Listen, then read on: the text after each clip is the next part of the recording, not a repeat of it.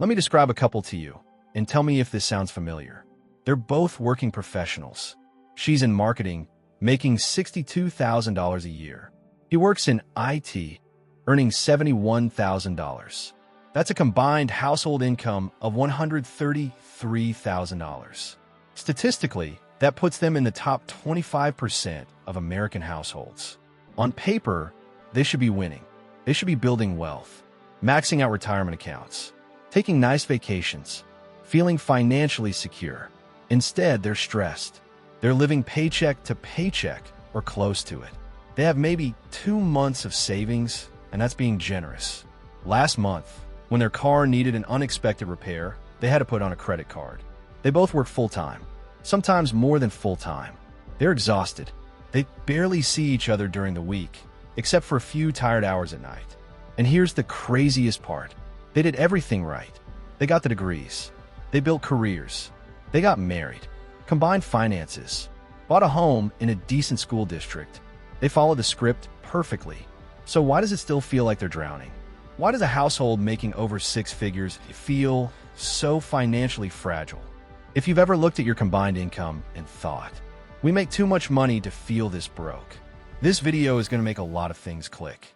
My name is Alex, and I spend way too much time thinking about why 2-income households today are often worse off than single-income households were 50 years ago. If you and your partner are both grinding, both working hard, and still can't figure out why it never feels like enough, stick with me. Because what you're experiencing isn't a personal failure. It's a system-wide trap. We've all been sold the same story. 2 incomes are better than 1. It sounds obvious, right? If one person making $50,000 can support a family, then 2 people making $50,000 each should have an extra $50,000 left over. Savings, investments, financial freedom, simple math. Except that's not what happened. What actually happened was one of the largest financial bait-in switches in modern American history, and almost nobody talks about it.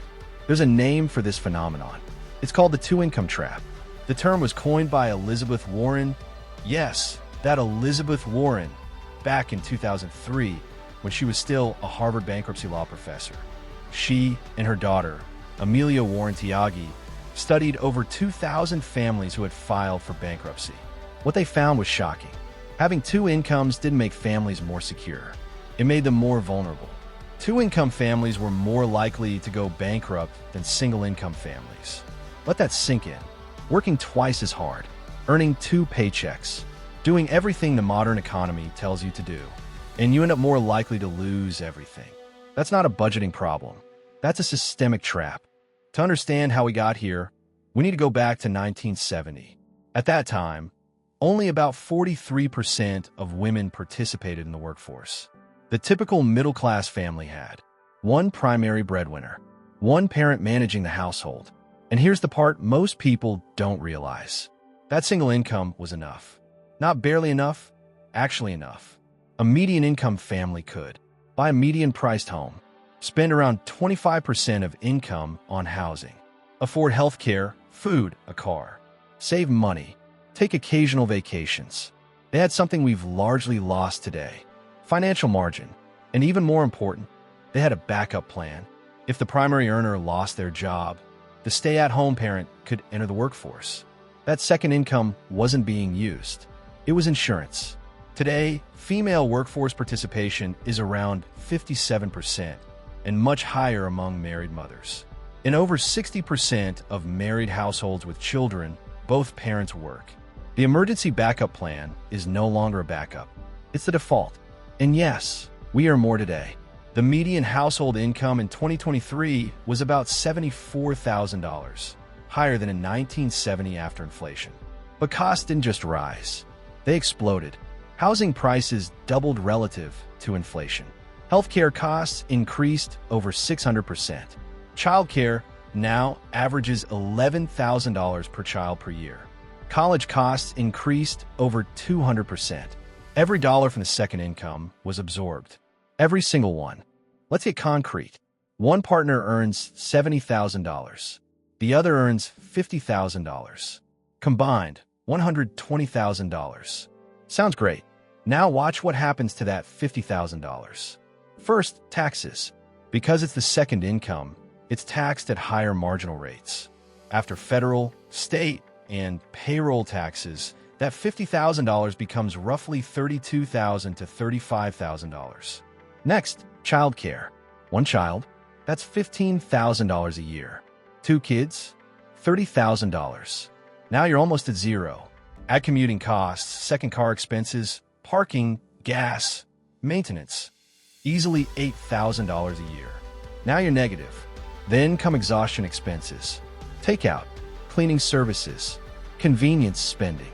Another $5,000 to $10,000. The net result? A full-time job generating $2,000 a year. That's about $1 an hour. Here's the psychological trap. Because the gross income looks big, you build your life around it. You buy a house based on two incomes. You take on debt based on two incomes. The bank says, yes, you qualify.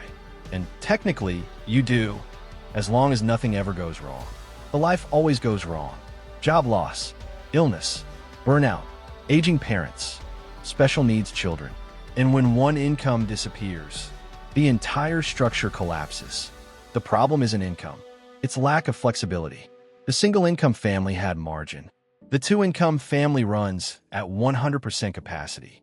No buffer, no backup, no room for error. That's why two-income families are more likely to go bankrupt.